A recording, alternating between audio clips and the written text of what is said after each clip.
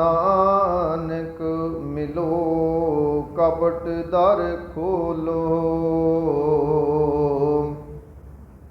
एक घड़ी खट मसा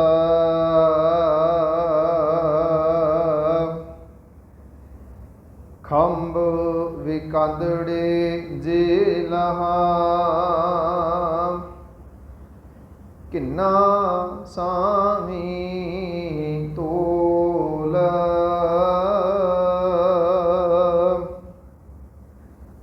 तन जड़ाई अपने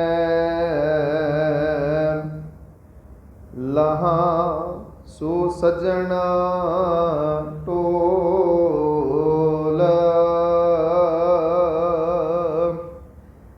सजना सचा पातशाह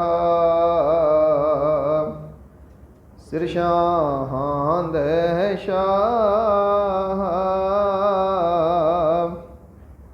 जिस पास बैठिया सोही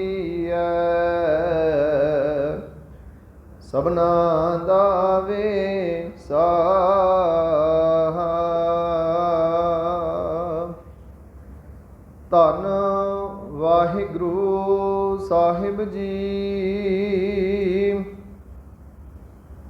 सोरठ महला पंजवा। प्रभ अपना हृदय ध्याए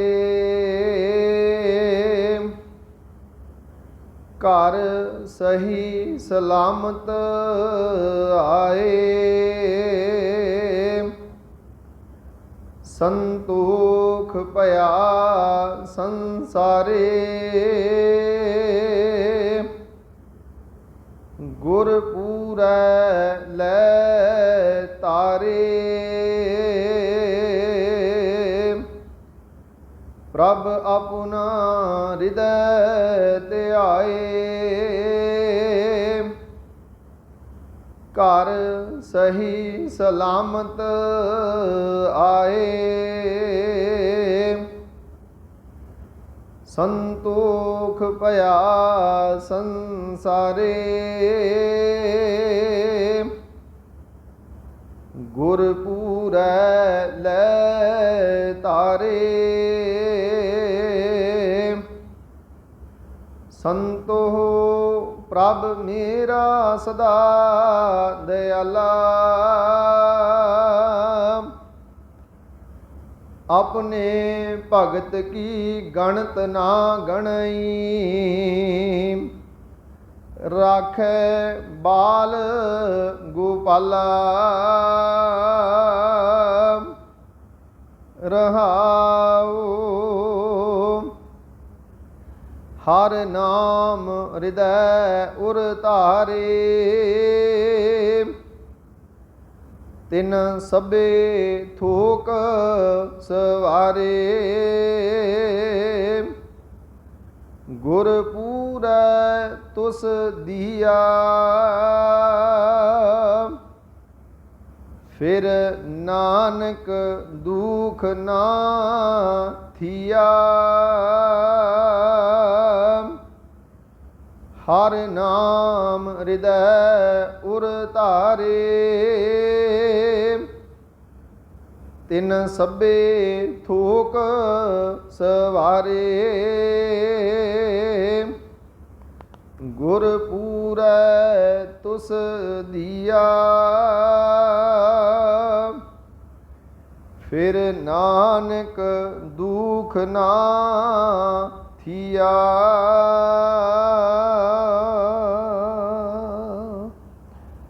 वाहिगुरु जी का खालसा वाहिगुरु जी की फतेह। परम सत्कारयोग जुगो जुग अटल मुजस्मय आबे हयात वाली दो जहान बभीक अते बैराग दे आगमी अथाह सतगुरु ਦਸਾਂ ਪਾਤਸ਼ਾਹੀਆਂ ਦੀ ਜਾਗਤ ਜੋਤ, ਧੰਨ ਧੰਨ ਸਾਹਿਬ ਸ੍ਰੀ ਗੁਰੂ ਗ੍ਰੰਥ ਸਾਹਿਬ ਮਹਾਰਾਜ ਜੀ ਦੀ ਮੁਕੱਦਸ ਗੋਦ ਅੰਦਰ ਅੰਮ੍ਰਿਤ ਵੇਲੇ ਤੋਂ ਹਾਜ਼ਰੀਆਂ ਲਵਾ ਰਹੇ ਗੁਰੂ ਸਵਾਰੇ ਸਤਸੰਗੀ ਜਨੋ, ਵਡਭਾਗੇ ਹੋ ਜਿਨ੍ਹਾਂ ਤੇ ਗੁਰਦੇਵ ਨੇ ਰਹਿਮਤ ਕਰਕੇ ਗੁਰੂ ਕੀ ਸੰਗਤ ਵਿੱਚ ਜੁੜਨ ਦਾ ਇਸ ਭਾਗ ਸਮਾਂ ਬਖਸ਼ਿਸ਼ ਹੋਇਆ ਹੈ। ਸੰਗਤ ਦੀ ਵਡਿਆਈ ਕਰਦੇ ਹੋਏ ਸਿੱਖ ਕੌਮ ਦੇ ਵੇਦ ਵਿਆਸ ਭਾਈ ਸਾਹਿਬ ਭਾਈ ਗੁਰਦਾਸ ਸਾਹਿਬ ਬਖਸ਼ਿਸ਼ ਕਰਦੇ, ਕਾਹੂ ਦਿਸ਼ਾ ਕੀ ਪਵਨ ਗਮਨ ਕੈ ਬਰਖਾ ਹੈ, ਕਾਹੂ ਦਿਸ਼ਾ ਕੀ ਪਵਨ ਬਾਦਰ ਬਿਲਾਤ ਹੈ, ਕਾਹੂ ਜਲ ਪਾਨ ਕੀਏ ਹੋਵਤ ਅਰੋਗ ਦੇਹੀ, ਕਾਹੂ ਜਲ ਪਾਨ ਕੀਏ ਬ੍ਰਿਥਾ ਬਿਲਲਾਤ ਹੈ, ਕਾਹੂ ਗ੍ਰਹਿ ਕੀ ਅਗਨ ਪਾਕ ਸਾਲ ਸਿੱਧ ਕਰੈ, ਕਾਹੂ ਗ੍ਰਹਿ ਕੀ ਅਗਨ ਭਵਨ ਜਰਾਤ ਹੈ, ਕਾਹੂ ਕੀ ਸੰਗਤ ਮਿਲ ਜੀਵਨ ਮੁਕਤ ਹੋਤ, ਕਾਹੂ ਕੀ ਸੰਗਤ ਮਿਲ ਜਮਪੁਰ ਜਾਤ ਹੈ।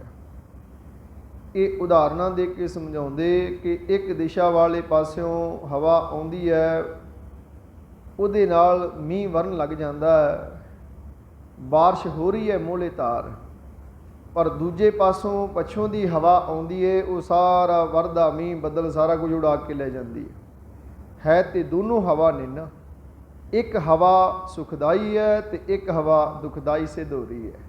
ਕਿ ਧਰਤੀ ਤੇ ਮੋਲੇ ਤਾਰ ਬਾਰਿਸ਼ ਹੋ ਰਹੀ ਸੀ, ਹਵਾ ਆਈ, ਉਹ ਬੱਦਲ ਤੇ ਸਾਰਾ ਕੁਝ ਉਡਾ ਕੇ ਲੈ ਗਈ। ਕਹਿੰਦੇ ਕਾਹੂ ਜਲ ਪਾਨ ਕੀਏ ਹੋਵਤ ਅਰੋਗ ਦੇਹੀ, ਇੱਕ ਪਾਣੀ ਪੀਂਦੇ ਆ ਉਹ ਸਾਨੂੰ ਜੀਵਨ ਦਾਨ ਦਿੰਦਾ ਹੈ, ਪਰ ਜਿਹੜਾ ਪਾਣੀ ਮਾੜਾ ਹੈ ਉਹ ਪੀਣ ਨਾਲ ਮਨੁੱਖ ਨੂੰ ਅਨੇਕਾਂ ਰੋਗ ਲੱਗ ਜਾਂਦੇ ਹੈ ਤੇ ਦੋਨੋਂ ਪਾਣੀ ਨੇ। ਕਹਿੰਦੇ ਇਸੇ ਤਰ੍ਹਾਂ ਇੱਕ ਅੱਗ ਘਰ 'ਚ ਬਾਲਦੇ ਆ, 36 ਪ੍ਰਕਾਰ ਦੇ ਭੋਜਨ ਤਿਆਰ ਹੁੰਦੇ ਨੇ ਅੱਗ ਤੇ, ਪਰ ਜੇ ਉਹੀ ਅੱਗ ਵਿਕਰਾਲ ਰੂਪ ਧਾਰਨ ਕਰਦੀ ਤੇ ਘਰ ਨੂੰ ਸਾੜ ਕੇ ਰਾਖ ਕਰ ਦਿੰਦੀ ਹੈ ਤੇ ਦੋਵੇਂ ਅੱਗ ਨੇ ਨਾ, ਇੱਕ ਅੱਗ ਸੁਖਦਾਈ ਇੱਕ ਅੱਗ ਦੁਖਦਾਈ ਹੈ। ਇਸੇ ਤਰ੍ਹਾਂ ਕਹਿੰਦੇ ਕਾਹੂ ਕੀ ਸੰਗਤ ਮਿਲ ਜੀਵਨ ਮੁਕਤ ਹੋਤ, ਕਾਹੂ ਕੀ ਸੰਗਤ ਮਿਲ ਜਮਪੁਰ ਜਾਤ ਹੈ। ਕਹਿੰਦੇ ਇੱਕ ਸੰਗਤ ਉਹ ਹੈ ਜਿਹਦੇ ਵਿੱਚ ਜਾ ਕਰਕੇ ਮਨੁੱਖ ਜਮਾਂ ਦਾ ਰਾਹ ਸਿੱਧਾ ਕਰ ਲੈਂਦਾ ਹੈ, ਤੇ ਇੱਕ ਸੰਗਤ ਉਹ ਹੈ ਜਿਹਦੇ ਵਿੱਚ ਜਾ ਕੇ ਜੀਵਨ ਮੁਕਤ ਹੋਤ, ਇਹ ਗੁਰੂ ਕੀ ਸੰਗਤ ਹੈ। ਇੱਥੇ ਆ ਕੇ ਜੀਵਨ ਮੁਕਤ ਹੋਣ ਦੀ ਦਾਤ ਜੀਵਨ ਜਾਚ ਸਤਿਗੁਰ ਝੋਲੀ ਪਾਉਂਦੇ ਹੈ। ਤੇ ਇੱਕ ਮਨਮੁਖਾਂ ਦਾ ਸੰਗ ਹੈ ਜਿੱਥੇ ਜਾ ਕਰਕੇ ਗੁਰਦੇਵ ਕਹਿੰਦੇ ਜਮਪੁਰ ਜਾਤ ਹੈ। ਤਾਂ ਹੀ ਤੇ ਭਗਤ ਸਾਹਿਬਾਨਾਂ ਨੇ ਐਲਾਨੀਆਂ ਕਿਹਾ ਹੈ ਨਾ, ਕਬੀਰ ਸਾਖਤ ਸੰਗ ਨ ਕੀਜੀਐ, ਦੂਰੈ ਜਾਈਐ ਭਾਗ, ਬਾਸਨ ਕਾਰੋ ਪਰਸੀਐ, ਤੋ ਕਛ ਲਾਗੈ ਦਾਗ। ਬਾਸਨ ਕਾਰੋ ਕਹਿੰਦੇ ਕਿ ਜਿਹੜੇ ਭਾਂਡੇ ਦੇ ਨਾਲ ਅੰਨ ਭੋਜਨ ਤਿਆਰ ਕੀਤਾ ਜਾਂਦਾ, ਸਬਜ਼ੀਆਂ ਆਦਿਕ ਬਣਾਈਆਂ ਜਾਂਦੀਆਂ, ਕਿਉਂਕਿ ਪਹਿਲੇ ਸਮਿਆਂ 'ਤੇ ਲੋਕ ਲੱਕੜਾਂ ਦੀ ਅੱਗ 'ਤੇ ਭੋਜਨ ਤਿਆਰ ਕਰਦੇ, ਉਸ ਅੱਗ ਨਾਲ ਬਰਤਨ ਜਿਹੜੇ ਕਾਲੇ ਹੋ ਜਾਂਦੇ ਸਨ ਸਾਈਡ ਤੋਂ, ਤੇ ਕਹਿੰਦੇ ਜਿਹੜਾ ਉਹ ਬਰਤਨਾਂ ਨੂੰ ਮਾਂਜੇਗਾ ਹੁਣ ਉਹਨੂੰ ਕਾਲਖ ਤੇ ਜ਼ਰੂਰ ਲੱਗਣੀ ਹੈ ਨਾ ਕਿਤੇ ਦਾਗ ਉਹਦੇ ਜ਼ਰੂਰ ਲੱਗ ਜਾਣਾ। ਬਾਸਨ ਕਾਰੋ ਪਰਸੀ ਹੈ ਤੋ ਕੁਛ ਲਾਗੇ ਦਾਗ। ਇਸ ਤਰ੍ਹਾਂ ਕਹਿੰਦੇ ਕਿ ਮਨਮੁਖਾਂ ਦੀ ਸੰਗਤ ਹੈ, ਸਾਖਤਾਂ ਦੀ ਸੰਗਤ ਹੈ, ਕੁਝ ਨਾ ਕੁਝ ਦਾਗ ਤੈਨੂੰ ਜ਼ਰੂਰ ਲੱਗੇਗਾ ਉਹਨਾਂ 'ਚ ਜਾ ਕੇ। ਇਸੇ ਲਈ ਭਲਿਆਂ ਦੀ ਸੰਗਤ ਤੇ ਗੁਰੂ ਕੀ ਸੰਗਤ ਨਾਲ ਗੁਰਦੇਵ ਨੇ ਸਾਨੂੰ ਜੋੜਿਆ ਹੈ। ਤੋ ਸਤਿਗੁਰੂ ਪਾਤਸ਼ਾਹ ਕਹਿੰਦੇ ਇਹ ਸੰਗਤ ਦਾ ਜੀਵਨ 'ਚ ਬਹੁਤ ਵੱਡਾ ਮਹਾਤਮ ਹੈ। ਕਾਹੂ ਕੀ ਸੰਗਤ ਮਿਲ ਜੀਵਨ ਮੁਕਤ ਹੋਤ, ਕਾਹੂ ਕੀ ਸੰਗਤ ਮਿਲ ਜਮਪੁਰ ਜਾਤ ਹੈ। ਸੋ ਵਡਭਾਗੇ ਹੋ ਜਿਨ੍ਹਾਂ ਨੂੰ ਗੁਰੂ ਕੀ ਸ਼ੋਭਤ ਪ੍ਰਾਪਤ ਹੋਈ। ਬੜੇ ਪਿਆਰ ਅਦਬ ਸਹਿਤ ਆਪ ਜੀ ਨੇ ਗੁਰੂ ਸਵਾਰਿਆਂ ਪਾਸੋਂ ਇਲਾਹੀ ਬਾਣੀ ਦਾ ਕੀਰਤਨ ਸਰਵਣ ਕੀਤਾ। ਉਹ ਵੀ ਸ਼ਬਦ ਗਾਇਨ ਕਰਕੇ ਗਏ, ਔਖੀ ਘੜੀ ਨਾ ਦੇਖਣ ਦੇਈ, ਆਪਣਾ ਬਿਰਧ ਸੰਭਾਲੇ, ਹਾਥ ਦੇ ਰੱਖੇ ਆਪਣੀ ਕੋ, ਸਾਸ ਸਾਸ ਪ੍ਰਤਪਾਲੇ। ਕਿ ਮੇਰੇ ਮਾਲਕ ਦਾ ਮੁੱਢ ਕਦੀਮਾਂ ਦਾ ਸੁਭਾਅ ਹੈ, ਉਹ ਆਪਣੇ ਬਿਰਧ ਦੀ ਪੈਜ ਰੱਖਦਾ ਹੈ। ਜਿਹੜਾ ਸੇਵਕ ਉਹਦਾ ਹੋ ਜਾਂਦਾ ਉਹਨੂੰ ਜੀਵਨ 'ਚ ਔਖੀ ਘੜੀ ਨਹੀਂ ਆਉਣ ਦਿੰਦਾ। ਪਾਤਸ਼ਾਹ ਕਹਿੰਦੇ ਪ੍ਰਭ ਸਿਉ ਲਾਗ ਰਹਿਓ ਮੇਰਾ ਚੀਤ, ਆਦ ਅੰਤ ਪ੍ਰਭ ਸਦਾ ਸਹਾਈ, ਧਨ ਹਮਾਰਾ ਮੀਤ। ਐਸੇ ਅਕਾਲ ਪੁਰਖ ਵਾਹਿਗੁਰੂ ਪਰਮਾਤਮਾ ਨਾਲ ਮੇਰਾ ਚਿੱਤ ਜੁੜਿਆ। ਜਿਹੜਾ ਆਦ ਤੋਂ ਲੈ ਕੇ ਅੰਤ ਤੱਕ ਅਖੀਰ ਤੱਕ ਮਨੁੱਖ ਦਾ ਮਰਦਕਾਰ ਰਹਿੰਦਾ ਹੈ। ਅਤੇ ਧਨਤਾ ਯੋਗ ਮੇਰਾ ਗੁਰੂ ਮਿੱਤਰ ਜੀ ਦੇ ਨਾਲ ਮੈਂ ਜੁੜ ਚੁੱਕਾ। ਕਹਿੰਦੇ ਮਨ ਮਿਲਾਸ ਭਏ ਸਾਹਿਬ ਕੇ ਅਚਰਜ ਦੇਖ ਵਡਾਈ। ਮੇਰੇ ਮਾਲਕ ਦੀਆਂ ਇਹ ਅਸਚਰਜ ਵਡਿਆਈਆਂ ਵੇਖ ਕਰਕੇ ਕਿ ਆਦ ਤੋਂ ਲੈ ਕੇ ਅੰਤ ਤੱਕ ਮਦਦਗਾਰ, ਸੇਵਕ ਨੂੰ ਔਖੀ ਘੜੀ ਨਹੀਂ ਵੇਖਣ ਦਿੰਦਾ, ਹਰ ਸਾਹ ਨਾਲ ਪ੍ਰਤਪਾਲਨਾ ਕਰਦਾ। ਇਹ ਮੇਰੇ ਮਾਲਕ ਦੇ ਕੌਤਕ ਵੇਖ ਕੇ ਮੇਰੇ ਮਨ 'ਚ ਵਿਗਾਸ, ਖੁਸ਼ੀ ਤੇ ਖੇੜਾ ਆਇਆ। ਮਨ ਬਿਲਾਸ ਭਏ ਸਾਹਿਬ ਕੇ ਅਚਰਜ ਦੇਖ ਵਡਾਈ। ਤੇ ਕਹਿੰਦੇ ਹਰ ਸਿਮਰ ਸਿਮਰ ਆਨੰਦ ਕਰ ਨਾਨਕ ਪ੍ਰਭ ਪੂਰਨ ਪਹਿਜ ਰਖਾਏ। ਇਹ ਨਾਨਕ ਉਹਨੂੰ ਸਿਮਰ ਸਿਮਰ ਕੇ ਆਤਮਿਕ ਆਨੰਦ ਮਾਣ। ਪਰਮਾਤਮਾ ਪੂਰਨ ਤੌਰ 'ਤੇ ਸਾਡੀ ਲਾਜ ਰੱਖਣ ਵਾਲਾ ਹੈ। ਆਓ ਜਿੱਥੇ ਆਪ ਜੀ ਨੇ ਰਸ ਭਿੰਨੇ ਕੀਰਤਨ ਦੁਆਰਾ ਹਿਰਦੇ ਘਰ ਨੂੰ ਸਿੰਜਣਾ ਕੀਤਾ ਹੈ, ਆਓ ਲੜੀਵਾਰ ਚੱਲ ਰਹੀ ਸ਼ਬਦ ਵਿਚਾਰ ਨਾਲ ਜੁੜਨ ਦਾ ਯਤਨ ਕਰੀਏ। ਮਨੋਬਿਰਤੀਆਂ ਇਕਾਗਰ ਕਰਦੇ ਹੋਏ ਕਰੋ ਰਸਨਾ ਪਵਿੱਤਰ, ਉਚਾਰਨ ਕਰੋ ਜੀ ਸਤਨਾਮ ਸ਼੍ਰੀ ਵਾਹਿਗੁਰੂ ਸਾਹਿਬ ਜੀ। ਸਤਨਾਮ ਸ਼੍ਰੀ ਵਾਹਿਗੁਰੂ ਸਾਹਿਬ ਜੀ। ਲੜੀਵਾਰ ਸ਼ਬਦ ਵਿਚਾਰ ਅਧੀਨ ਅੱਜ ਦਾ ਜੋ ਪਾਵਨ ਪਵਿੱਤਰ ਹੁਕਮ ਸਾਹਿਬਾਨ ਨੇ ਸਾਡੀ ਝੋਲੀ ਪਾਇਆ, ਸੂਰਠ ਰਾਗ ਅੰਦਰ ਸ਼ਹੀਦਾਂ ਦੇ ਸਰਤਾਜ ਬਾਣੀ ਕੇ ਬੋਹਿਤ ਧੰਨ ਸ਼੍ਰੀ ਗੁਰੂ ਅਰਜਨ ਦੇਵ ਸਾਹਿਬ ਜੀ ਦੀ ਮੁਬਾਰਕ ਰਸਨਾ ਤੋਂ ਉਚਾਰਨ ਕੀਤਾ ਹੋਇਆ ਸਾਹਿਬ ਸ਼੍ਰੀ ਗੁਰੂ ਗ੍ਰੰਥ ਸਾਹਿਬ ਮਹਾਰਾਜ ਜੀ ਦੇ ਪੰਨਾ ਨੰਬਰ 629 ਤੇ ਸੁਭਾਈਮਾਨ ਹੈ। ਹਜ਼ੂਰ ਪਾਤਸ਼ਾਹ ਰਹਾਉ ਦੇ ਬੰਦ ਰਾਹੀਂ ਬਖਸ਼ਿਸ਼ ਕਰ ਰਹੇ ਨੇ, ਸੰਤੋ ਪ੍ਰਭ ਮੇਰਾ ਸਦਾ ਦਿਆਲਾ। ਇਹ ਸੰਤ ਜਨੋ, ਮੇਰਾ ਪ੍ਰਭੂ ਜਿਹੜਾ ਹੈ ਉਹ ਸਦਾ ਹੀ ਦਿਆਲੂ ਹੈ। ਜਦੋਂ ਅਕਾਲ ਪੁਰਖ ਵਾਹਿਗੁਰੂ ਬਾਰੇ ਜਾਂ ਗੁਰੂ ਬਾਰੇ ਪੜ੍ਹਦੇ ਹਾਂ, ਵਾਰ-ਵਾਰ ਗੁਰਬਾਣੀ 'ਚ ਗੱਲ ਆਉਂਦੀ ਹੈ, ਗੁਰੂ ਮਿਹਰਬਾਨ ਹੈ, ਉਹ ਕਿਰਪਾਲੂ ਹੈ, ਉਹ ਦਿਆਲੂ ਹੈ, ਉਹ ਸਦ ਬਖਸ਼ੰਦ ਹੈ, ਉਹ ਪਟਿਤ ਪਾਵਨ ਹੈ, ਉਹ ਭਗਤ ਵਸ਼ਲ ਹੈ, ਉਹ ਦੀਨਾ ਬੰਧੂ ਹੈ, ਉਹ ਕਰੁਣਾ ਨਿਧਾਨ ਹੈ। ਭਾਵ ਵਾਰ-ਵਾਰ ਉਹਦੇ ਗੁਣ ਇਹੀ ਆਉਂਦੇ ਵੀ ਉਹ ਤਰਸ ਕਰਨ ਵਾਲਾ, ਉਹ ਦਇਆ ਦਾ ਮਾਲਕ ਹੈ, ਉਹ ਦਇਆ ਦਾ ਸੋਮਾ ਹੈ। ਇੱਥੇ ਵੀ ਗੁਰਦੇਵ ਕਹਿੰਦੇ ਆ ਕਿ ਮੇਰਾ ਅਕਾਲ ਪੁਰਖ ਵਾਹਿਗੁਰੂ ਪਰਮਾਤਮਾ ਸੰਤੋ ਪ੍ਰਭ ਮੇਰਾ ਸਦਾ ਦਿਆਲਾ, ਉਹ ਸਦਾ ਹੀ ਜੀਵਾਂ 'ਤੇ ਦਇਆ ਕਰਨ ਵਾਲਾ ਹੈ, ਉਹ ਦਇਆ ਦਾ ਸੋਮਾ ਹੈ। ਆਪਣੇ ਭਗਤ ਕੀ ਗਣਤ ਨ ਗਣਈ, ਰਾਖੇ ਬਾਲ ਗੋਪਾਲਾ ਰਹਾਉ। ਉਹ ਕਹਿੰਦੇ ਆਪਣੇ ਭਗਤ ਕੀ ਗਣਤ ਨਾ ਗਣੇ, ਆਪਣੀ ਭਗਤਾਂ ਦੀ ਉਹ ਗਿਣਤੀ ਨਹੀਂ ਗਿਣਦਾ। ਭਾਵ ਉਹਨਾਂ ਦੇ ਕਰਮਾਂ ਨੂੰ ਵਿਚਾਰਦਾ ਨਹੀਂ ਹੈ, ਵੇਖ ਰਿਹਾ ਹੈ ਕਰਮ, ਪਰ ਉਹਨਾਂ ਦੀ ਵਿਚਾਰ ਨਹੀਂ ਕਰਦਾ। ਗੁਰੂ ਗੋਬਿੰਦ ਸਿੰਘ ਮਹਾਰਾਜ ਕਹਿੰਦੇ ਦੀਨਨ ਕੀ ਪ੍ਰਤਪਾਲ ਕਰੈ, ਨਿਤ ਸੰਤ ਉਬਾਰ ਗਨੀ ਮਨ ਗਾਰੈ, ਪਸ਼ ਪਸ਼ੂ ਨਗਨਾਦ ਨਰਾਦ ਸਰਬ ਸਮੈ ਸਭ ਕੋ ਪ੍ਰਤਪਾਰੈ, ਪੋਖਤ ਹੈ ਜਲ ਮੈਂ ਥਲ ਮੈਂ ਪਲ ਮੈਂ, ਕਲ ਕੇ ਨਹੀਂ ਕਰਮ ਵਿਚਾਰੈ। ਵੇਖ ਸਾਰਿਆਂ ਨੂੰ ਰਿਹਾ ਹੈ, ਪਰ ਉਹਨਾਂ ਦੇ ਕਰਮਾਂ ਦੀ ਵਿਚਾਰ ਨਹੀਂ ਕਰਦਾ, ਉਹਨਾਂ ਨੂੰ ਬਖਸ਼ ਦਿੰਦਾ ਹੈ। ਜੇ ਕਰਮਾਂ ਦੀ ਗਿਣਤੀ ਕਰੇ ਤਾਂ ਫਿਰ ਤਾਂ ਛੁਟਕਾਰਾ ਨਹੀਂ ਹੈ। ਜੇ ਪਰਮੇਸ਼ਰ ਸਾਡੇ ਕਰਮਾਂ ਦਾ ਲੇਖਾ ਕਰੇ ਫਿਰ ਤਾਂ ਛੁਟਕਾਰਾ ਨਹੀਂ ਹੈ ਨਾ। ਅਸੀਂ ਭਜਨ ਪੜ੍ਹਦੇ ਲਿਖ ਹੈ ਕਤੈ ਨਾ ਛੂਟੀ ਹੈ, ਖਿਨ ਖਿਨ ਭੂਲਣ ਹਾਰ। ਇੰਨੀਆਂ ਕੁ ਭੁੱਲਾਂ ਨੇ ਮਾਲਕਾ, ਜੇ ਸਾਡੇ ਕਰਮਾਂ ਦੀ ਗਿਣਤੀ ਕਰੇਗਾ ਤਾਂ ਫਿਰ ਤਾਂ ਛੁਟਕਾਰਾ ਨਹੀਂ ਹੈ। ਇੱਥੇ ਤੇ ਅਰਦਾਸ ਹੀ ਬਣਦੀ ਹੈ ਵੀ ਬਖਸ਼ਣ ਹਾਰ, ਬਖਸ਼ ਲੈ ਨਾਨਕ ਪਾਰ ਉਤਾਰ। ਮੇਰੇ ਗੁਰੂ ਦਾ ਇਹ ਗੁਣ ਹੈ ਕਿ ਜਿਹੜਾ ਉਹਦੇ ਚਰਨਾਂ 'ਚ ਆ ਜਾਂਦਾ ਹੈ, ਐਸਾ ਗੁਰੂ ਦਿਆਲੂ ਹੈ, ਉਹਦੇ ਗੁਣਾਂ ਦੀ ਵਿਚਾਰ ਨਹੀਂ ਕਰਦਾ। ਭਗਤ ਸਧਨਾ ਜੀ ਦਾ ਮੁਬਾਰਕ ਬਚਨ ਬਾਣੀ ਅੰਦਰ ਉਹਨਾਂ ਦਾ ਪਹਿਲਾ ਜਿਹੜਾ ਕਰਮ ਸੀ, ਉਹ ਪਸ਼ੂਆਂ ਨੂੰ ਕੱਟ ਕੇ ਵੇਚਣਾ, ਜਾਨਵਰਾਂ ਨੂੰ ਕੱਟ ਕੇ ਵੇਚਦੇ ਸਨ, ਮਾਸ ਵੇਚਦੇ ਸਨ। ਸਧਨਾ ਜੀ ਕਸਾਈ ਸਨ। ਹੁਣ ਕਸਾਈ ਦਾ ਕਰਮ ਉਹ ਮਨੁੱਖ ਕਰ ਸਕਦਾ ਜਿਹਦੇ ਅੰਦਰ ਬਹੁਤ ਜ਼ਿਆਦਾ ਕਠੋਰਤਾ ਹੈ, ਤਾਂ ਹੀ ਕਿਸੇ ਦਾ ਗਲਾ ਕੱਟੇਗਾ ਨਾ, ਕਿਸੇ ਬੇਜ਼ਬਾਨ ਦੀ ਤਾਂ ਹੀ ਉਹ ਸਿਰ ਲਾਏਗਾ ਨਾ, ਜੇ ਅੰਦਰ ਕਠੋਰਤਾ ਹੈ। ਇੰਨਾ ਹਿਰਦਾ ਕਠੋਰ ਕੇ ਨਿਤਾ ਪ੍ਰਤੀ ਕਸਾਈ ਦਾ ਕੰਮ ਕਰਦੇ ਹੈ। ਪਰ ਅੱਜ ਸ਼ਾਮ ਰਾਤ ਦਾ ਸਮਾਂ ਹੋਇਆ, ਰਾਜੇ ਦੇ ਦੋ ਅਹਿਲਕਾਰ ਆਏ, ਕਹਿਣ ਲੱਗੇ ਸਧਨਾ ਜੀ ਕੁਝ ਮਾਸ ਚਾਹੀਦਾ, ਥੋੜ੍ਹਾ ਜਿਹਾ, ਕਿਲੋ 2 ਕਿਲੋ ਦੇ ਦਿਓ। ਇਹਨੇ ਸੋਚਿਆ ਗਾਹਕ ਆਏ, ਹੁਣ ਕੀ ਕਰਾਂ। ਕੋਲ ਇੱਕ ਬੱਕਰਾ ਸੀ, ਇਹਨੇ ਸੋਚਿਆ ਚਲੋ ਇੱਕ ਲੱਤ ਕੱਟ ਕੇ ਦੇ ਦਿੰਦੇ ਹਾਂ, ਜਾਂ ਥੋੜ੍ਹਾ ਜਿਹਾ ਹਿੱਸਾ ਕੱਟ ਕੇ ਦੇ ਦਿੰਦੇ। ਹੁਣ ਜਦੋਂ ਬੱਕਰੇ ਦੇ ਲਾਗੇ ਗਿਆ, ਜਦੋਂ ਰੱਬ ਰਹਿਮਤ ਕਰਦਾ ਹੈ, ਵੇਖੋ ਪਤਾ ਨਹੀਂ ਕਿਹੜੇ ਛਿਨ 'ਚ ਗੁਰੂ ਨੇ ਰਹਿਮਤ ਕਰਨੀ, ਜੀਵਨ ਤਬਦੀਲ ਹੋ ਜਾਣਾ। तो पता नहीं किहड़ी अंदर की आवाज़ या कोई शब्द की चोट करेगी, जीवन तब्दील हो जाएगा। हुण मन च आया भी इहदा कुछ हिस्सा कट के दे दियां, ये सारी रात तड़फेगा तो बाकी मास खराब हो जाना। अज वाला समा नहीं है कि मनुख फ्रिजर च रख सके। उन्हें आख्या भी जे थोड़ा बड़ा इन्हों चाहिए थोड़ा है, हुण जे मैं इनू कटांगा तो सारी रात तड़फेगा, जे थोड़ा हिस्सा कट के दे दिया। पहला तो ये कट्टण वास्ते छुरा चुक्या, लागे गए, अंदरों आवाज़ आई जिमें बकरी नाल विचारा होण लग पिया। सबूत नूं कहंदा सज्जना तू मेरा कई बार गल कटिया, मैं कई बार तेरा कटिया, ये अपना सिलसिला चलता आया, पर आ भाजी तू अज पहली बार चाढ़न लगा है भी मेरा एक हिस्सा कट देंगा, मैं सारी रात तड़फांगा, यदा तेनों फल भोगना पेगा। ये विचार मन में आउण दी देर सी, छुरा वगा के मारिया। उसे कठोरता चों निर्मलता पैदा होगी, क्योंकि मलीनता चों पवित्रता पैदा होनी है, कठोरता चों ही निर्मलता गुरु पैदा कर दिंदा है। तो उही सदना जी अकाल पुरख वाहिगुरू के नाम नाल जुड़ गए, इबादत जुड़ गए, तो उन्होंने बाणी अंदर शब्द गायन किया है कि तब गुण कहा जगत गुरा, जो कर्म न नासै, सिंह सरन कत जाइए, जो जम्मू पगरासै। कहंदा मालका तेरा गुण की होया जे साडे कर्म ही ना नास होए, तेरी इबादत करन दा भाव की होया।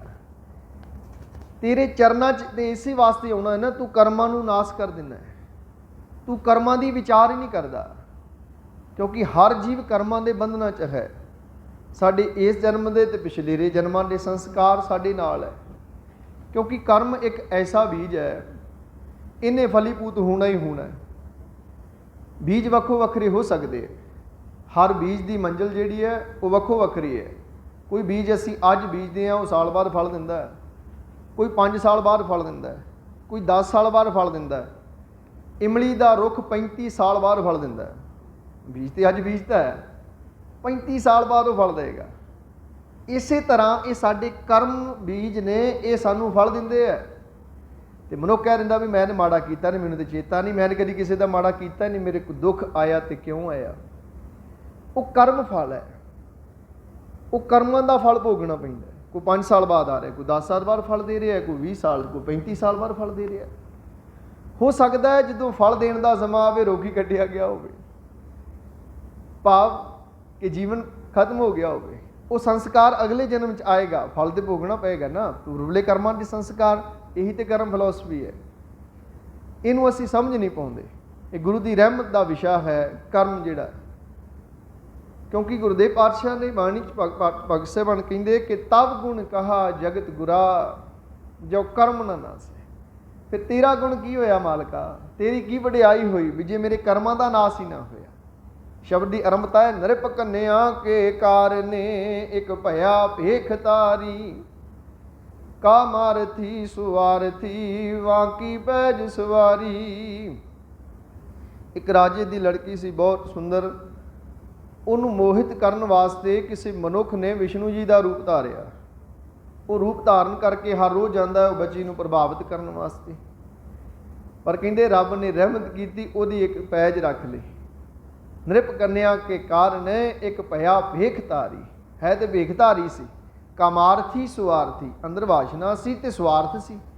कहते वाह की पैज सवारी, तू मालका ओदी भी पैज रखी, कामार्थी सुआर्थी वाह की पैज सवारी। फिर कहते तब गुण कहा जगत गुरा, जो कर्म न नस। फिर मालका तेरा गुण की होया भी तेरी इबादत करने नाल जे साडे कर्म न नाश होए। उदाहरण दिंदे कहते सिंह शरण कत जाइए, जो जंबुक ग्रास है। सिंह दा अर्थ शेर, जंबुक दा अर्थ गिदड़। कहते शेर की शरण च आउण दा की फायदा जे गिदड़ ही खा गए। जे गिदड़ां दा डर ही मन च बनिया रहा तो फिर शेर की शरण च आउण दा की फायदा। मालका तेरे दर आया भी जे कर्मां दा पै रहा, ये विकारां दा डर रहा तो फिर तेरी शरण च आउण दा की फायदा। तब गुण कहा जगत गुरा, जो कर्म न नास। सिंह शरण कत जाइए, जो जंबुक ग्रास। फिर अगली उदाहरण दे कहते एक बूंद जल कारने, चात्रिक दुख पावे। प्राण गए सागर मिले, फुन काम न आवे। कहते एक बूंद जल कारने, चात्रिक दुख पावे। चात्रिक कौन? बंबीहा। बंबीहा स्वांती बूंद लई तरसदा है। ਵੇਖੋ ਜਦੋਂ ਬਾਰਿਸ਼ ਪੈਂਦੀ ਇੱਕ ਸਵਾਂਤੀ ਬੂੰਦ ਲਈ ਬਬੀਹਾ ਤਰਸਦਾ। ਵਿਦਵਾਨ ਸੱਜਣ ਕਹਿੰਦੇ ਇਹਦੇ ਗਲੇ 'ਚ 16 ਛੇਕ ਹੁੰਦੇ ਆ, ਜੇ ਆਪ ਪਾਣੀ ਪੀਂਦਾ ਉਹ ਪਾਣੀ ਬਾਹਰ ਨਿਕਲ ਜਾਂਦਾ ਹੈ। ਇਹ ਜਦੋਂ ਬਾਰਿਸ਼ ਹੁੰਦੀ ਇੱਕ ਸਵਾਂਤੀ ਬੂੰਦ ਇਹਦੇ ਸਿਰ 'ਚ ਪੈਂਦੀ ਹੈ, ਉਹਦੇ ਨਾਲ ਇਹ ਆਨੰਦਿਤ ਹੁੰਦਾ ਹੈ। ਹੁਣ ਵੇਖੋ ਧਰਤੀ 'ਤੇ ਪਾਣੀ ਬਹੁਤ ਨੇ, ਅਨੇਕਾਂ ਨਦੀਆਂ ਨਾਲੇ ਸਮੁੰਦਰ ਭਰੇ ਹੈ, ਪਰ ਉਹ ਫਰਸ਼ੀ ਪਾਣੀ ਨਹੀਂ, ਅਰਸ਼ੀ ਰਹਿਮਤ ਰੂਪ ਬੂੰਦ ਨੂੰ ਤਰਸਦਾ ਬੰਬੀਹਾ। ਅੰਮ੍ਰਿਤ ਵੇਲੇ ਉੱਠ ਕੇ ਪੁਕਾਰ ਕਰਦਾ, ਬੰਬੀਹਾ ਅੰਮ੍ਰਿਤ ਵੇਲੇ ਬੋਲਿਆ ਤਾਂ ਦਰ ਸੁਣੀ ਪੁਕਾਰ। ਅੰਮ੍ਰਿਤ ਵੇਲੇ ਉੱਠ ਕੇ ਪਿਰਿਓ ਪਿਰਿਓ ਕਰਦਾ, ਉਹਦੀ ਪੁਕਾਰ ਰੱਬ ਦੇ ਦਰ ਗਈ। ਮੇਘੈ ਨੂੰ ਫੁਰਮਾਨ ਹੁਆ ਵਰਸੋ ਕਿਰਪਾ ਧਾਰ। ਰੱਬ ਜੀ ਨੇ ਬਦਲਾਂ ਨੂੰ ਹੁਕਮ ਕੀਤਾ, ਭਾਈ ਜਾ ਕੇ ਧਰਤੀ 'ਤੇ ਵਸੋ, ਬੰਬੀਹਾ ਤੜਫ ਰਿਹਾ ਹੈ। ਇਸੇ ਤਰ੍ਹਾਂ ਗੁਰਦੇਵ ਕਹਿੰਦੇ, ਸਿੱਖਾ ਤੂੰ ਬੰਬੀਹਾ ਬਣ, ਤੂੰ ਪੁਕਾਰ ਕਰ, ਤੂੰ ਇਹ ਫਰਸ਼ੀ ਦਾਤਾਂ ਨਾਲ ਨਾ ਜੁੜ, ਤੂੰ ਅਰਸ਼ੀ ਰਹਿਮਤ ਰੂਪ ਬੂੰਦ ਗੁਰੂ ਤੋਂ ਮੰਗ, ਜਿਵੇਂ ਬੰਬੀਹਾ ਮੰਗਦਾ। ਕਹਿੰਦੇ ਏਕ ਬੂੰਦ ਜਲ ਕਾਰਨੇ ਚਾਤਰਿਕ ਦੁੱਖ ਪਾਵੇ। ਇੱਕ ਸਵਾਂਤੀ ਬੂੰਦ ਲਈ ਦੁੱਖ ਪਾ ਰਿਹਾ, ਤਰਸ ਰਿਹਾ। ਕਹਿੰਦੇ ਪ੍ਰਾਣ ਗਏ, ਉਹ ਵਿਚਾਰਾ ਤੜਫਦਾ ਜੇ ਮਰ ਜਾਏ। ਸਾਗਰ ਮਿਲੇ ਫੁਨ ਕਾਮ ਨ ਆਵੇ। ਕਹਿੰਦੇ ਬੰਬੀਹਾ ਤੜਫਦਾ ਇੱਕ ਬੂੰਦ ਲਈ ਜੇ ਮਰ ਜਾਏ ਤੇ ਮੁੜ ਕੇ ਸਾਗਰ ਭਰਿਆ ਹੋਵੇ ਪਾਣੀ ਦਾ, ਉਹਦੇ ਕਿਸ ਕੰਮ, ਉਹਨੂੰ ਤੇ ਇੱਕ ਬੂੰਦ ਨਾ ਮਿਲੀ ਵਿਚਾਰੇ ਨੂੰ। ਕਹਿੰਦੇ ਇਸੇ ਤਰ੍ਹਾਂ ਪਾਤਸ਼ਾਹ ਤੇਰੀ ਰਹਿਮਤ ਲਈ ਮੈਂ ਬੰਬੀਹਾ ਤੜਫ ਰਿਹਾ, ਤੇ ਜੇ ਮੈਂ ਇਸ ਤਰ੍ਹਾਂ ਮਾੜੇ ਕਰਮਾਂ 'ਚ ਮੈਂ ਤੜਫਦਾ ਮਰ ਗਿਆ ਤੇ ਫਿਰ ਤੇਰੀ ਰਹਿਮਤ ਦਾ ਅਸਰ ਕੀ ਹੋਇਆ। ਮੇਰੇ ਮਰਨ ਤੋਂ ਬਾਅਦ ਜੇ ਸਮੁੰਦਰ ਆ ਗਿਆ ਪਾਣੀ ਦਾ, ਉਹ ਮੇਰੇ ਕਿਸ ਅਰਥ ਹੈ। ਮੈਂ ਅੱਜ ਇੱਕ ਬੂੰਦ ਲਈ ਤਰਸ ਲਿਆ ਹੈ। ਇਹ ਪੁਕਾਰ ਭਗਤ ਸਾਹਿਬਾਨ ਕਰ ਰਹੇ। ਫਿਰ ਕਹਿੰਦੇ ਪ੍ਰਾਣ ਜੋ ਥਾਕੇ ਥਿਰ ਨਹੀਂ ਕੈਸੇ ਬਿਰਮਾਵੋ। ਬੂੜ ਮੂਏ ਨੌਕਾ ਮਿਲੇ ਕੋ ਕਾਹੇ ਚੜਾਵੋ। ਇਸ ਤਰ੍ਹਾਂ ਮਾਲਕਾ ਤੇਰੇ ਉਡੀਕ ਕਰਦਿਆਂ, ਤੇਰੇ ਤਰਲੇ ਲੈਂਦਿਆਂ, ਪ੍ਰਾਣ ਜੋ ਥਾਕੇ ਥਿਰ ਨਹੀਂ, ਮੇਰੇ ਪ੍ਰਾਣ ਥੱਕ ਗਏ, ਮੇਰੇ ਸਾਹ ਮੁੱਕਣ ਨੂੰ ਆ ਗਏ। ਕੈਸੇ ਬਿਰਮਾਵੋ, ਮੈਂ ਕਿਵੇਂ ਡੋਲਦੇ ਮਨ ਨੂੰ ਧੀਰਜ ਦਿਆਂ। ਤੇ ਕਹਿਣ ਲੱਗੇ ਕਿ ਬੂੜ ਮੂਏ ਨੌਕਾ ਮਿਲੇ ਕੋ ਕਾਹੇ ਚੜਾਵੋ। ਹੁਣ ਬੰਦਾ ਕੋਈ ਡੁੱਬ ਰਿਹਾ ਹੈ, ਉਹ ਤਰਲੇ ਲੈ ਰਿਹਾ, ਮੈਨੂੰ ਬਚਾ ਲਓ, ਮੈਨੂੰ ਬਚਾ ਲਓ। ਕਹਿੰਦੇ ਉਹ ਡੁੱਬ ਕੇ ਮਰ ਗਿਆ, ਉਸ ਤੋਂ ਬਾਅਦ ਬੇੜੀ ਆ ਜਾਏ, ਉਹਦਾ ਫਾਇਦਾ ਕੀ ਹੈ। ਪਾਤਸ਼ਾਹ ਮੈਂ ਅੱਜ ਵਿਕਾਰਾਂ ਦੇ ਸਮੁੰਦਰ 'ਚ ਡੁੱਬ ਰਿਹਾ ਤੇ ਮੈਂ ਤਰਲੇ ਰਹਿ ਰਿਹਾ, ਮੈਨੂੰ ਨਾਮ ਰੂਪ ਬੇੜਾ ਦੇ। ਜੇ ਤੇਰਾ ਨਾਮ ਨਾ ਮਿਲਿਆ ਮੈਂ ਮਰ ਗਿਆ ਤੇ ਬਾਹਰ 'ਚ ਬੇੜਾ ਕਿਸ ਅਰਥ ਹੈ।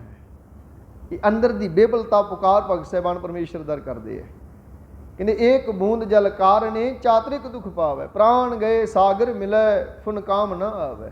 ਪ੍ਰਾਣ ਜੋ ਥਾਕੇ ਥਿਰ ਨਹੀਂ ਕੈਸੇ ਬਿਰਮਾਵੋ। ਬੂੜ ਮੂਏ ਨੌਕਾ ਮਿਲੇ ਕੋ ਕਾਹੇ ਚੜਾਵੋ। ਜੇ ਮੈਂ ਡੁੱਬ ਕੇ ਮਰ ਗਿਆ, ਬੇੜਾ ਮੇਰੇ ਕਿਸ ਅਰਥ ਹੈ। ਇਸ ਲਈ ਜਿਉਂਦੇ ਜੀ ਮੈਨੂੰ ਨਾਮ ਰੂਪ ਬੇੜਾ ਦੇ, ਜਿਹਦੇ 'ਚ ਸਵਾਰ ਹੋ ਕੇ ਮੈਂ ਭਵਜਲ ਜਗਤ ਸੰਸਾਰ ਤਰ ਸਕਾਂ। ਤੇ ਅਖੀਰ 'ਚ ਭਗਤ ਸਾਹਿਬਾਨ ਕਹਿੰਦੇ ਮੈਂ ਨਾਹੀਂ ਕਛ ਹੋ ਨਹੀਂ ਕਛ ਆਹੇ ਨ ਮੂਰਾ। ਅਵਸਰ ਲੱਜਾ ਰਾਖ ਲਿਓ ਸਦਨਾ ਜਨ ਤੋਰਾ। ਮੈਂ ਨਾਹੀਂ ਕਛ ਹੋ ਨਹੀਂ, ਨਾ ਮੈਂ ਹਾਂ ਨਾ ਮੇਰੀ ਹੰਗਤਾ ਹੈ, ਕੁਛ ਆਹੀ ਨਾ ਮੋਰਾ, ਮੇਰੇ ਕੋਲ ਕੁਝ ਹੈ ਹੀ ਨਹੀਂ ਮਾਲਕਾ, ਮੈਂ ਕਿਸ ਗੱਲ ਦਾ ਗੁਮਾਨ ਕਰਾਂ। ਬਸ ਮੈਂ ਤੇ ਇਹੀ ਬੇਨਤੀ ਕਰਦਾ, ਅਵਸਰ ਲੱਜਾ ਰਾਖ ਲਿਓ। ਅਵਸਰ ਦਾ ਅਰਥ ਇਹ ਸਮਾਂ, ਲੱਜਾ ਦਾ ਅਰਥ ਮੇਰੀ ਪੱਤ ਰੱਖ ਦਿਓ। ਅਵਸਰ ਲੱਜਾ ਰਾਖ ਲਿਓ ਸਦਨਾ ਜਨ ਪੂਰਾ। ਪਾਤਸ਼ਾਹ ਮੈਂ ਤੇਰਾ ਜਨ, ਤੂੰ ਰਹਿਮਤ ਕਰ, ਮੇਰੇ ਕਰਮਾਂ ਦੀ ਵਿਚਾਰ ਨਾ ਕਰ, ਮੇਰੇ ਕਰਮ ਨਾਸ ਕਰ ਦੇ, ਮੈਂ ਇਸੇ ਲਈ ਤੇਰੇ ਦਰ ਆਇਆ ਹਾਂ। ਮੇਰੀ ਇਹੀ ਤੇਰੇ ਚਰਨਾ ਜੋਦਰੀ। ਤਬ ਗੁਣ ਕਹਾ ਜਗਤ ਗੁਰਾ ਜੋ ਕਰਮ ਨ ਨਾਸੈ। ਫਿਰ ਤੇਰਾ ਗੁਣ ਤੇ ਤੇਰੀ ਵਡਿਆਈ ਮਾਲਕਾ ਕੀ ਹੋਈ ਜੇ ਤੇਰੇ ਦਰ ਤੇ ਆ ਕੇ ਗੁਣੀ ਨਾ ਨਾਸ ਹੋਏ, ਔਗਣ ਦਾ ਨਾਸ ਹੋਏ, ਜੇ ਮੇਰੇ ਕਰਮਾਂ ਦਾ ਵਿਨਾਸ਼ ਨਾ ਹੋਇਆ। ਇਸੇ ਲਈ ਤੇ ਤੇਰੇ ਦਰ ਆਏ ਹੈ ਨਾ। ਤਬ ਗੁਣ ਕਹਾ ਜਗਤ ਗੁਰਾ ਜੋ ਕਰਮ ਨ ਨਾਸੈ। ਸਿੰਘ ਸ਼ਰਨ ਕਤ ਜਾਈਐ ਜੋ ਜੰਬੂ ਗਰਾਸੈ। ਸ਼ੇਰ ਦੀ ਸ਼ਰਨ ਜਾਣ ਦਾ ਫਾਇਦਾ ਕੀ ਜੇ ਗਿੱਦੜਾਂ ਦਾ ਡਰ ਬਣਿਆ ਰਿਹਾ। ਪਾਤਸ਼ਾਹ ਤੇਰੇ ਦਰ ਆਇਆ, ਜੇ ਫਿਰ ਵੀ ਮੌਤ ਦਾ ਭੈ ਰਿਹਾ, ਵਿਕਾਰਾਂ ਦਾ ਡਰ ਰਿਹਾ, ਫਿਰ ਤੇਰੇ ਦਰ ਆਉਣ ਦਾ ਫਾਇਦਾ ਕੀ ਹੈ। ਇਹ ਅਰਦਾਸ ਕਿਤੇ ਸਾਡੇ ਅੰਦਰ ਦੀ ਬੇਬਲਤਾ ਬਣ ਜਾਏ। ਇਸ ਤਰ੍ਹਾਂ ਗੁਰੂ ਅੱਗੇ ਅਰਦਾਸ ਕਰਾਂਗੇ, ਫਿਰ ਸਾਡੇ ਕਰਮਾਂ ਦੀ ਗੁਰੂ ਵਿਚਾਰ ਨਹੀਂ ਕਰਦਾ। ਅੱਜ ਦੇ ਪਾਵਨ ਹੁਕਮ ਰਾਹੀਂ ਇਹੀ ਪੰਚਮ ਪਾਤਸ਼ਾਹ ਬਖਸ਼ਿਸ਼ ਕਰ ਰਿਹਾ, ਸੰਤੋ ਪ੍ਰਭ ਮੇਰਾ ਸਦਾ ਦਿਆਲਾ। ਮੇਰਾ ਪਰਮਾਤਮਾ ਸਦਾ ਦਿਆਲਾ ਹੈ, ਦਿਆਲੂ ਹੈ। ਆਪਣੇ ਭਗਤ ਕੀ ਗਣਤ ਨ ਗਣਈ, ਰਾਖੈ ਬਾਲ ਗੋਪਾਲਾ। ਤੇ ਆਪਣੇ ਭਗਤਾਂ ਦੇ ਕਰਮਾਂ ਦੀ ਗਿਣਤੀ ਨਹੀਂ ਕਰਦਾ, ਕਰਮਾਂ ਦੀ ਵਿਚਾਰ ਨਹੀਂ ਕਰਦਾ, ਕਿਉਂਕਿ ਗੁਰੂ ਬਖਸ਼ੰਦ ਹੈ।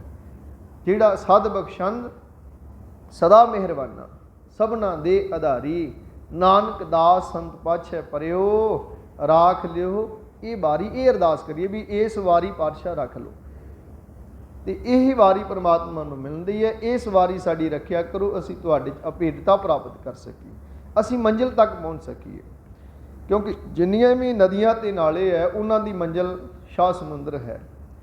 ਜਿਹੜਾ ਵੀ ਬੀਜ ਹੈ ਉਹਦੀ ਮੰਜ਼ਿਲ ਫਲ ਹੈ, ਫਲ ਮੁਕਾਮ ਤੇ ਉਹਨੇ ਪਹੁੰਚਣਾ ਹੈ। ਇਸੇ ਤਰ੍ਹਾਂ ਪਾਤਸ਼ਾਹ ਸਾਡੀ ਮੰਜ਼ਿਲ ਜੀਵ ਦੀ ਉਹ ਅਕਾਲ ਪੁਰਖ ਵਾਹਿਗੁਰੂ ਪਰਮਾਤਮਾ ਹੈ। ਆਤਮਾ ਦੀ ਮੰਜ਼ਿਲ ਪਰਮਾਤਮਾ 'ਚ ਭੇਦ ਹੋਣਾ, ਤੇ ਤਨ ਦੀ ਮੰਜ਼ਿਲ ਸ਼ਮਸ਼ਾਨ ਨੇ, ਇਹਨੇ ਪਹੁੰਚਣਾ ਉਹ ਦਿਖਾ ਕੇ ਸੁਪਰਦ ਹੋਣਾ। ਤੋ ਗੁਰਦੇਵ ਪਾਤਸ਼ਾਹ ਕਹਿੰਦੇ, ਪਾਤਸ਼ਾਹ ਤੇਰੇ ਚਰਨਾਂ 'ਚ ਅਰਦਾਸ ਬੇਨਤੀ ਹੈ ਕਿ ਤੂੰ ਆਪਣੇ ਭਗਤਾਂ ਦੇ ਕਰਮਾਂ ਦੀ ਵਿਚਾਰ ਨਹੀਂ ਕਰਦਾ, ਰਾਖੇ ਬਾਲ ਗੋਪਾਲਾ, ਤੇ ਆਪਣੇ ਬੱਚਿਆਂ ਤਰ੍ਹਾਂ ਉਹਨਾਂ ਦੀ ਪ੍ਰਤਪਾਲਨਾ ਕਰਦਾ ਹੈ।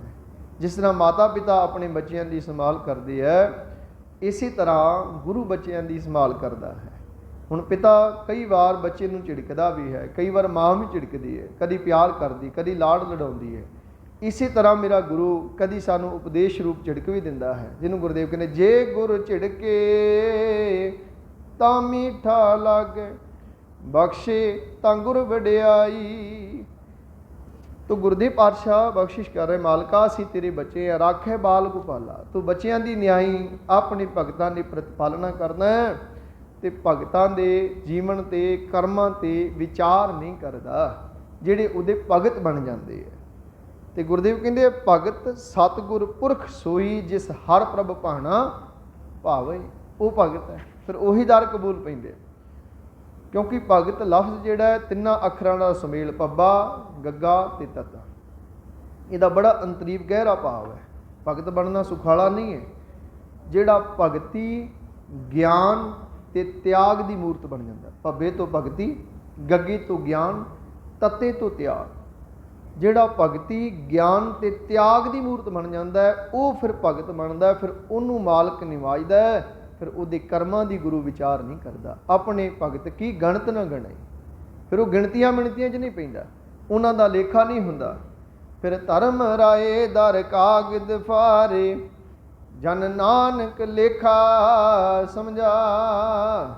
ਫਿਰ ਉਹਨਾਂ ਦੇ ਲੇਖੇ ਦੇ ਕਾਗਜ਼ ਗੁਰੂ ਪਾੜ ਦਿੰਦਾ ਹੈ, ਉਹਨਾਂ ਦਾ ਲੇਖਾ ਮੁਕਾ ਦਿੰਦਾ ਹੈ। ਰਹਾਉ ਅਰਮਤਾ ਦੇ ਬਚਨ, ਪ੍ਰਭ ਆਪਣਾ ਹਿਰਦੈ ਧਿਆਏ, ਘਰ ਸਹੀ ਸਲਾਮਤ ਆਏ। ਪ੍ਰਭ ਆਪਣਾ ਹਿਰਦੈ ਧਿਆਏ, ਹੈ ਭਾਈ ਜਿਹੜੇ ਆਪਣੇ ਪ੍ਰਭੂ ਨੂੰ ਆਪਣੇ ਹਿਰਦੇ 'ਚ ਧਿਆਉਂਦੇ ਨੇ। ਕਿਉਂਕਿ ਗੁਰਦੇਵ ਨੇ ਵਾਰ-ਵਾਰ ਬਾਣੀ 'ਚ ਗੱਲ ਕੀਤੀ ਕਿ ਹਿਰਦੇ 'ਚੋਂ ਧਿਆ, ਦਿਲੋਂ ਧਿਆ, ਜੇ ਦਿਲੋਂ ਪਿਆਰ ਕਰੇਗਾ ਤਾਂ ਸਾਈਂ ਦਰ ਕਬੂਲ ਪਏਗਾ। ਕਿਉਂਕਿ ਉੱਥੇ ਉਹੀ ਪ੍ਰਵਾਨ ਨੇ, ਦਿਲੋਂ ਮੁਹੱਬਤ ਜਿਨ ਸਹੀ ਸੱਚਿਆ, ਜਿਨ ਮਨ ਹੋਰ ਮੁਖ ਹੋਰ, ਸੇ ਕਾਂਢੇ ਕਚਿਆ। ਹੁਣ ਇਸ ਭਾਵ ਨੂੰ ਸਮਝੇ, ਜਿਨ ਮਨ ਹੋਰ ਮੁਖ ਹੋਰ। ਹੁਣ ਮਨ ਤੇ ਸਾਡਾ ਕਿਸੇ ਹੋਰ ਦਾ ਆਸਰਾ ਹੈ, ਮੁਖ ਤੋਂ ਅਸੀਂ ਵਾਹਿਗੁਰੂ ਵਾਹਿਗੁਰੂ ਕਰੀ ਜਾ ਰਹੇ ਹਾਂ। ਕਹਿੰਦੇ ਸੇ ਕਾਂਢੇ ਕੱਚੇ ਆ, ਉਹ ਦਰ ਕਬੂਲ ਨਹੀਂ ਪੈਣਗੇ। ਇਸ ਕਰਕੇ ਇੱਕ ਮਨ ਇੱਕ ਚਿੱਤ ਹੋਣ ਦੀ ਬਾਤ ਗੁਰਦੇਵ ਨੇ ਵਾਰ-ਵਾਰ ਗੁਰਬਾਣੀ 'ਚ ਕੀਤੀ। ਇਹ ਮਨ ਹਰ ਜੀ ਧਿਆਏ ਤੂੰ, ਇੱਕ ਮਨ ਇੱਕ ਚਿੱਤ ਭਾਈ। ਕਹਿੰਦੇ ਇੱਕ ਮਨ ਇੱਕ ਚਿੱਤ ਹੋ ਕੇ ਅਰਾਧ। ਗੁਰੂ ਅਰਜਨ ਦੇਵ ਸਾਹਿਬ ਪਾਤਸ਼ਾਹ ਸੁਖਮਨੀ ਸਾਹਿਬ ਕਹਿੰਦੇ, ਪ੍ਰਭ ਕੀ ਉਸਤਤ ਕਰੋ ਸੰਤ ਮੀਤ, ਸਾਵਧਾਨ ਇਕਾਗਰ ਚੀਤ। ਬੜੀ ਸਾਵਧਾਨਤਾ ਦੀ ਲੋੜ ਹੈ, ਇਕਾਗਰਤਾ ਦੀ ਲੋੜ ਹੈ ਆਰੰਭਤਾ ਵੇਲੇ।